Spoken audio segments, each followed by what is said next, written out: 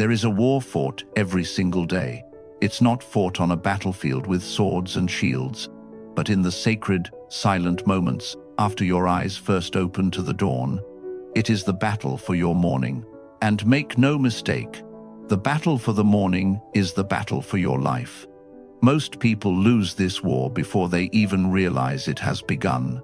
They wake up in a state of mental fog, adrift on a sea of half-remembered dreams, and their first act is one of unconditional surrender. They surrender their most valuable territory, their peace of mind, their focus, their sovereign power to the invading forces of the digital storm. They reach for their phone, and in that single motion, they invite an army of distractions, comparisons, anxieties, and the demands of others to rush into their consciousness. They allow the chaos of the world, the manufactured outrage, and the algorithm's agenda to become the commander of their day. They begin in a state of reaction, a leaf in the wind, and they will remain there for the next 24 hours, pushed and pulled by forces they cannot control, wondering why they feel so powerless, so drained, so unfulfilled.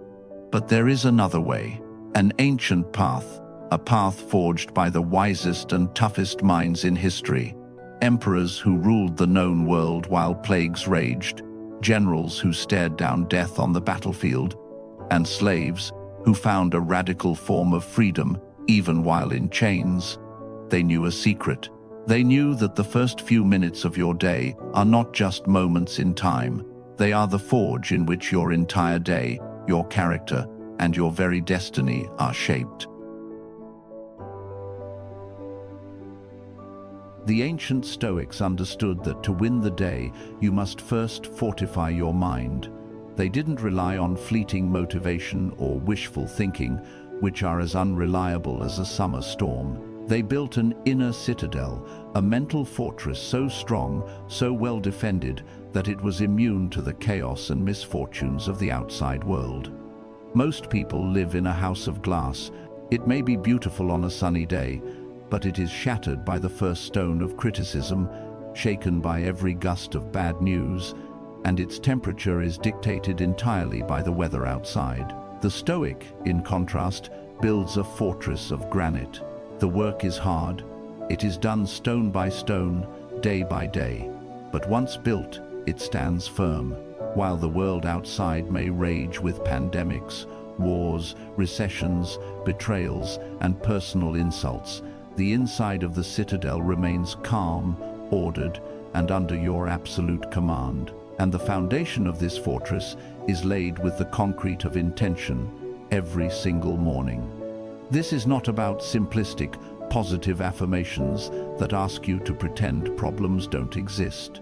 That is delusion, not strength. A Stoic looks at the world with clear, unblinking eyes. They see the challenges, the dangers, and the hardships for exactly what they are. The difference is, they are not afraid. This is about a fundamental rewiring of your perspective. It's about forging mental armor, piece by piece. It's about making a conscious choice to operate from a position of profound internal strength, not baseless external fear. Over the next few minutes, we will not give you a list of things to merely say. We will give you a blueprint for a new way of being. We will forge 5 powerful mindset shifts, rooted in the battle-tested wisdom of Stoicism, that will transform you from a reactor to a creator, from a tenant into an architect, from a pawn on the board into the player of your own game. If you are ready to stop letting the world dictate your day and start commanding it yourself, then stay with me. The training begins now. The first and most crucial shift is this. You are the architect of your inner world, not merely a tenant living within it.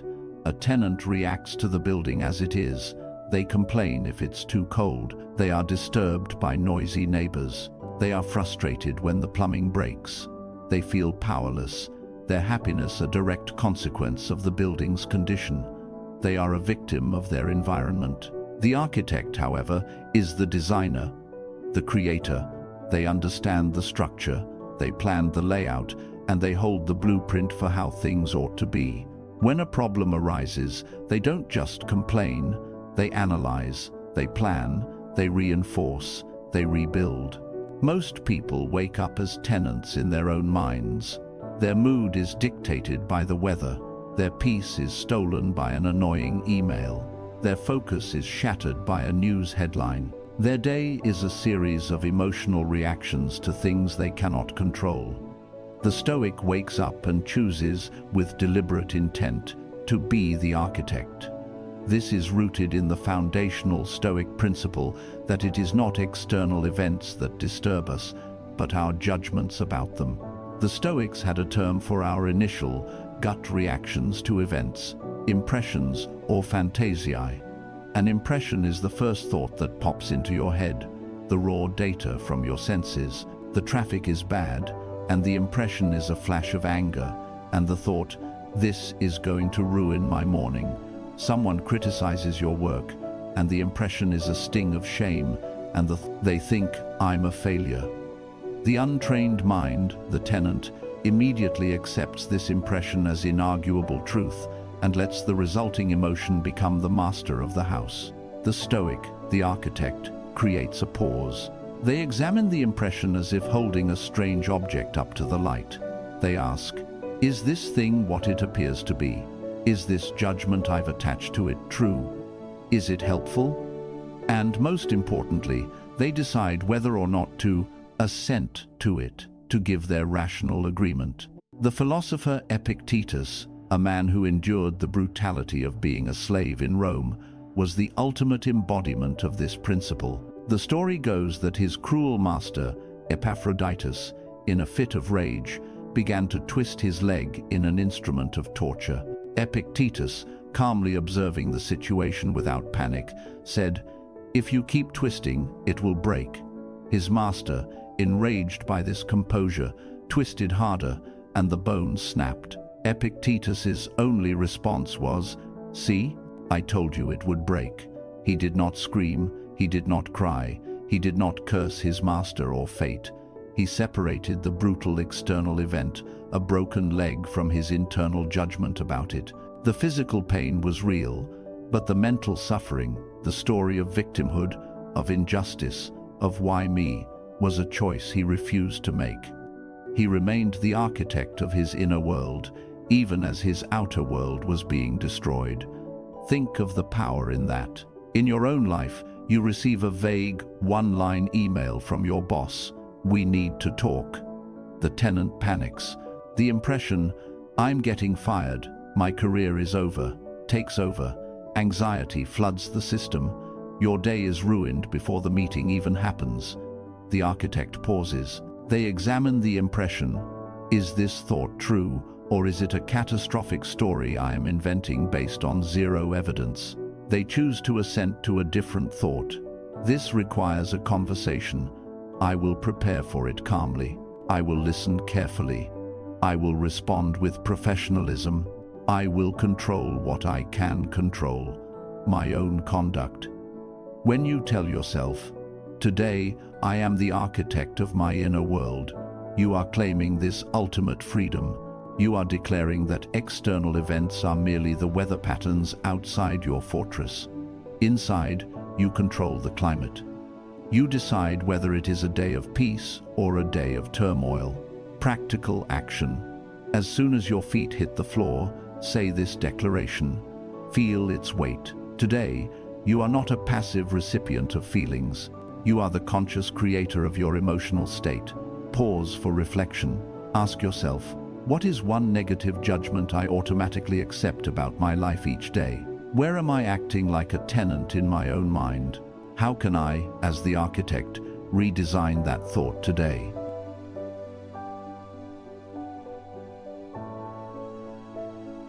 The second shift is a radical reframing of difficulty.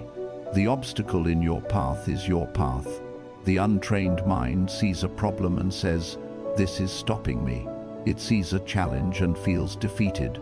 It prays for an easier life, a smoother road, believing happiness lies somewhere on the other side of difficulty. It sees adversity as a deviation from the plan, The Stoic mind sees the same problem and says, "This is for me." It sees the challenge as the plan itself. It prays not for a lighter burden, but for a stronger back. It knows that character is not forged in comfort, but in fire.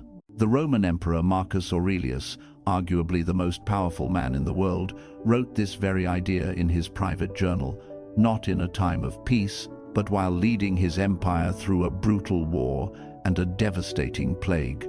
The impediment to action advances action. What stands in the way becomes the way. Let's truly consider what he faced. The Antonine Plague was one of the worst pandemics in history. It killed millions, an estimated quarter of the Roman Empire, devastating his army, his economy, and his people. He could have fled the city. He could have despaired and cursed the gods. Instead, he saw the plague not as a curse to be endured, but as a vast, terrible stage upon which to practice Stoic virtue on the grandest scale. He stayed in Rome to fund the crisis response. He sold off the imperial family's jewels and treasures. He attended to his duties with unwavering resolve, comforting his people and managing the chaos. The plague was the obstacle. His leadership, his courage, his sense of duty became the way. Now, let's be clear. This is not a call to enjoy suffering or to seek out pain. That is masochism. This is a call to not be broken by the suffering that life inevitably brings.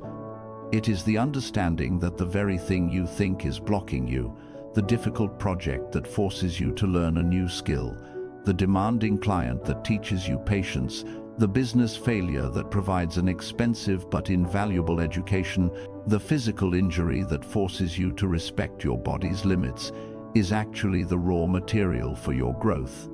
It contains the exact lesson you need to learn, the same fire that melts the butter, hardens the steel, the same weight that crushes the weak, builds the strong. The obstacle is not a punishment, it is a gymnasium for your character. When you declare, "Whatever stands in the way becomes the way," you are performing a kind of mental alchemy. You are transforming a roadblock into a bridge. You are turning poison into medicine. You stop asking, "Why is this happening to me?" And you start asking, "What is this making of me?" Practical action. Think of the biggest challenge you expect to face today. Now, reframe it.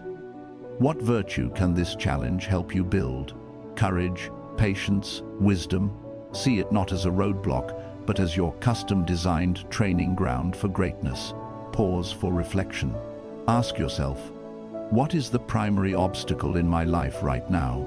If I were to stop resisting it and instead accept it as my specific, tailored curriculum for growth, what would be the first lesson it is trying to teach me? The third mindset shift is the secret to performance without anxiety. Focus on the process, not the prize. Almost all human anxiety, frustration, and disappointment is born from an obsessive attachment to outcomes. Will I get the job? Will they like me? Will I win the game? Will my company succeed? The problem is, you don't fully control any of those outcomes. They depend on interviewers, other people's opinions, the market, luck, and 1,000 other variables outside your command. By tying your peace of mind and your self-worth to the prize, you are giving away your power to things you cannot control. You are gambling your tranquility. The Stoics used the analogy of the archer. A skilled archer does everything in her power to ensure a perfect shot. She chooses the best bow, the straightest arrow. She practices her form for thousands of hours until it is an extension of her own body. In the moment of the shot, she controls her stance, her grip, the feeling of the string on her fingers, her slow and steady breath. She aims with perfect clarity and releases the string smoothly, without a flinch. That is the process. And in that moment, that is all that matters. That is all that is truly up to her. Once the arrow leaves the bow, it is no longer in her control. A sudden gust of wind she could not predict, a hidden flaw in the arrow's fletching, the target moving a fraction of an inch. These things are external. They are in the hands of fate. The Stoic archer, therefore, judges herself not on whether she hits the bullseye, but on the quality of her shot, the execution of her process. She finds deep, unshakable satisfaction in a perfect execution of her craft, regardless of the outcome. Hitting the target is preferred, but it is not the source of her worth or peace. This is how you must approach your day. A marathon runner's goal isn't just to cross the finish line. Their process is to focus on this breath, this footstep, this single mile. An author's job is not to hit the bestseller list, the prize, but to write 1,000 focused, honest words today, the process. Your job is not to get the promotion, the prize, but to bring excellence, integrity, and unwavering effort to your work today, the process. This mindset is also the ultimate cure for procrastination. We procrastinate because the prize seems too large and daunting. Write a book, build a business. But the process, write for 30 minutes, make 1 sales call, is small, manageable, and actionable. When you declare, "I will focus on the process and release my attachment to the outcome," you are liberating yourself from the emotional roller coaster of success and failure. You can pursue goals with incredible intensity, but without the crippling anxiety of needing a specific result to feel worthy. You find peace in your effort, not in the applause. Practical action. Identify your most important goal today. Now, separate the process from the prize. Your sole focus today is to fall in love with executing the process with excellence. Pause for reflection. Ask yourself, where in my life am I sacrificing my peace by obsessing over a prize I don't control, instead of finding satisfaction in the process I do control? What is one process I can commit to with excellence today? The fourth shift is a direct rebellion against the modern world's obsessive, suffocating pursuit of comfort. I will seek strength by embracing voluntary discomfort. Our society markets comfort as the ultimate good.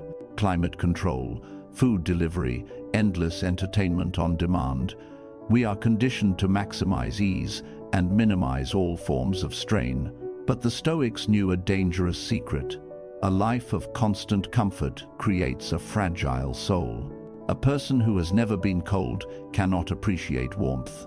A person who has never been hungry cannot appreciate a meal. A person who has never faced hardship has no idea how strong they truly are. A person who has never been tested cannot trust themselves. Seneca, one of the wealthiest men in Rome, wrote powerful letters to his friend Lucilius, detailing his own practices. He said, "Set aside a certain number of days, during which you shall be content with the scantiest and cheapest fare, with coarse and rough dress, saying to yourself the while, 'Is this the condition that I feared?'" He wasn't doing this for punishment, he was doing it for power. He was building psychological armor, training himself for misfortune, so that if it ever came, it would find him prepared, not panicked. This is the antidote to the hedonic treadmill of modern life, that endless pursuit of more comfort and more pleasure that paradoxically only leaves us feeling empty and weaker. By intentionally introducing small, controlled doses of hardship, you expand your zone of resilience. You're building an inner winter so that when the real winter comes, it feels familiar. Cato the Younger, a Roman statesman so committed to Stoic principles that he became a legend, would walk barefoot and wear unconventional clothing, not because he was poor, but to train himself to be immune to the judgments of others and the discomforts of the elements. He was forging a will of iron. You don't have to go to such extremes, but what can you do? You can take a cold shower, you can skip a meal and feel a pang of hunger. You can do the hard workout you want to avoid. You can pick up the phone and have that difficult conversation. You can speak up in a meeting when your heart is pounding. Each time you choose the harder path, you cast a vote for the person you want to become. When you declare, "I will seek strength by embracing voluntary discomfort," you are flipping the script on hardship. You are no longer waiting for life to test you. You are proactively, strategically training for it. You build a deep, unshakable confidence that comes from knowing you can handle what comes because you have voluntarily faced worse. Practical action. Choose one small, voluntary discomfort to practice today. Take the stairs. Speak first. Endure a moment of cold without complaint. It is a small act, but it is a deposit into your account of character. Pause for reflection. Ask yourself, what is one comfort I cling to that is ultimately making me weaker or more dependent? What is one small, hard thing I can do today to reclaim my power? The final, and perhaps most profound shift, comes from confronting the ultimate truth. I will live this day with urgency and gratitude, for it is not guaranteed. The Stoics called this practice memento mori. Remember, you will die. In our modern culture, we treat death as a taboo, a failure of medicine, something to be ignored at all costs. The Stoics saw it as the ultimate advisor, a clarifying lens through which to view all of life. Contemplating the finite nature of your life is the fastest way to burn away the trivial anxieties, the petty grievances, and the soul-crushing procrastination that steal your days. Marcus Aurelius told himself, "You could leave life right now." Let that determine what you do and say and think. And again, think of the universal substance, of which you have a very small portion, and of universal time, of which a short and indivisible interval has been assigned to you. A speck of dust. By seeing your life as a brief flash in the vastness of eternity, your problems are put into their proper, manageable perspective.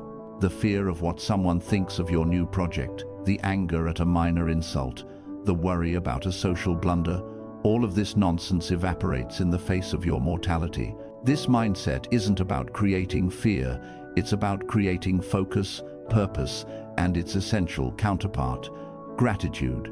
When you truly realize this day is a gift that could be your last, everything changes. The privilege of your heart beating without your command, the warmth of the sun on your skin, the taste of your coffee, the sound of a loved one's voice. These are not mundane details. They are staggering, unbelievable miracles. Seneca famously wrote, "It is not that we have a short time to live, but that we waste a lot of it." Memento mori is the tool to stop that waste. Don't save the good china for a special occasion. This morning is a special occasion. Don't wait for the perfect moment to tell people you love them. The perfect moment is the one you have right now.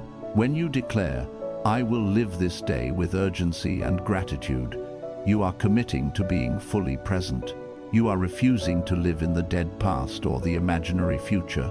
You are choosing to live in the only place where your life actually exists, right here, right now. Practical action. Before you begin your day's work, pause, take one conscious breath. Look around you and name 3 simple things you are grateful for right now. The chair supporting you, the light coming through the window, the simple fact of your own consciousness. Anchor yourself in the miracle of this present moment. Pause for reflection. Ask yourself, if I learned that I only had 1 year left to live, what trivial things would I stop worrying about immediately? What important action, long delayed, would I finally take? Why not take it today? The architect, not the tenant. The obstacle is the way, the process, not the prize. Strength through discomfort, and life with urgency and gratitude. These are not just phrases. They are the 5 oaths of the Stoic warrior. They are the foundational pillars upon which you will build your inner citadel, your unbreakable mind. This is your new morning ritual. Do not be overwhelmed by this. The goal isn't to be a perfect philosopher overnight. The goal is to be just 1% better, 1% stronger, 1% more in command of yourself than you were yesterday. The journey of 1,000 miles, as always, begins with a single, deliberate step. My challenge to you is this: Choose one. Which of these 5 shifts resonates most deeply with you right now? Which weakness in your own armor does it target? Make a pact with yourself. Commit to practicing that single mindset shift every morning for 1 week. Write it on your mirror. Set it as your phone's wallpaper. Let it be the first conscious thought that rises to meet the dawn. This path is not easy. It is a rebellion against the default mode of human existence, which is to drift, to react, to complain, and to be ruled by fear. This path requires discipline, it requires courage, but the reward is the greatest prize of all. A life of purpose, resilience, and unshakable inner peace, regardless of what the world throws at you. If this message has forged a spark within you, then act on it. Hit the like button to signal your commitment. In the comments below, declare to the world and to yourself which of the 5 mindset shifts you will make your own this week. And share this video with another warrior who is ready to fight the good fight. Remember, the battle for your morning is the battle for your life. Wake up, fortify your mind, and go win the day.